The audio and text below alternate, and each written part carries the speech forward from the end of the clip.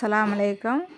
இன்றைக்கி காலையில் கூழு கிட்டினேங்க. அதுக்கு தொட்டுக்கிற என்ன பண்ணணும்னு யோசிச்சுக்கிட்டே இருந்துட்டு பார்த்தா, சரி இந்த மாதிரி சட்னி செஞ்சு சாப்பிடுவோமே, கூழுக்கு நல்லா இருக்குன்னு இந்த சட்னி செய்ய ஆரம்பிச்சிட்டேங்க. கடாயில் கொஞ்சோண்டு எண்ணெய் விட்டுட்டு வரமிளகா 2 காரத்துக்கு தக்கன பிச்சு போட்டு, தக்காளி தேவைக்கு ஏற்ற தக்காளி, நம்ம செய்கிறதுக்கு தக்கன தக்காளி ஒரு 4 தக்காளி நறுக்கி கட் பண்ணி அதில் வச்சுட்டு, பச்சை வெங்காயம் கட் பண்ணி வச்சுருக்கேன்.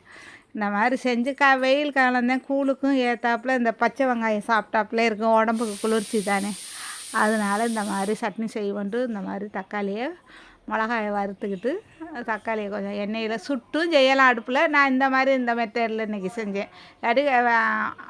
நெருப்பில் சுட்டும் செய்யலாம். இப்போ எண்ணெயை கொஞ்சம் ஊற்றி இந்த மாதிரி தக்காளியை 2 பக்கெட்டும் நல்லா வதக்கி எடுத்து அந்த தோலெல்லாம் எடுத்துட்டேன். எடுத்துட்டு இந்த மிளகாயையும் சுட்டு எடுத்து வச்சுட்டு, தக்காளி நல்லா கொஞ்சம் அந்த எண்ணெயில் வெந்துடணும். உள்ளேலாம் வெந்தாதான் அந்த பிசைஞ்சு அந்த பச்சை வெங்காயம் போட்டு சாப்பிட்றதுக்கு நம்மளுக்கு நல்லாவும் வாய்க்கு டேஸ்ட்டாகவும் நல்லாயிருக்கும். இந்த மாதிரி கூழ் சாதத்துகள்லேயும் கூட பிசைஞ்சு சாப்பிட்லாம், நல்லாயிருக்கும்.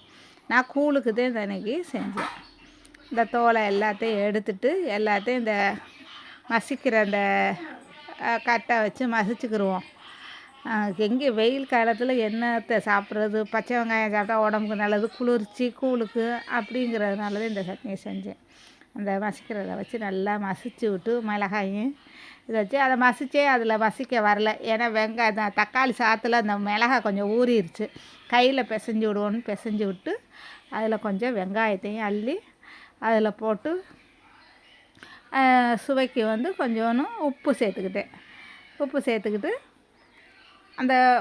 அந்த மாதிரி கையை கொடுத்து பிசைஞ்சு சாப்பிட்டாதான் அது ஒரு டேஸ்ட்டு. கையில் பிசைகிறது அது ஒரு டேஸ்ட்டு. அம்மியில் அரைச்சி சாப்பிட்டா எப்படி டேஸ்ட்டுன்னு சொல்கிறோம், அது மாதிரி கையில் பிசைகிறதுன்னு டேஸ்ட்டு. கொஞ்சோன்னு என்ன பண்ணேன், புளி கரைச்சி கொஞ்சோன்னு புளிசாறு விட்டுக்கிட்டேன்.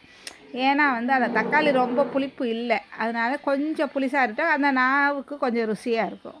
அதனால் அதையும் போட்டு கொஞ்சோன்னு பச்சை கொத்தமல்லியும் போட்டு அப்படியே பிசைஞ்சு விட்டேன். கொத்தமல்லி எல்லாம் நம்மளுக்கு உடம்புக்கு நல்லது தான். இது பச்சையாக சாப்பிடும்போது இன்னும் உடம்புக்கு நல்லது.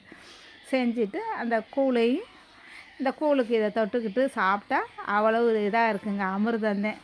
இதெல்லாம் இதில் மோர் ஊற்றி இந்த தொட்டுக்கடலையும் பக்கத்தில் வச்சுக்கிட்டு சாப்பிட்டோன்னா, சாப்பிட்டு பார்த்தவங்களுக்கு தான் அதெல்லாம் அந்த அமிர்தம் தெரியும். இந்த மாதிரி செஞ்சு இன்றைக்கி காலை லன்ச்சு எனக்கு இது தாங்க. எப்படி இருந்துச்சு சொல்லுங்கள். அஸ்ஸலாமு அலைக்கும்.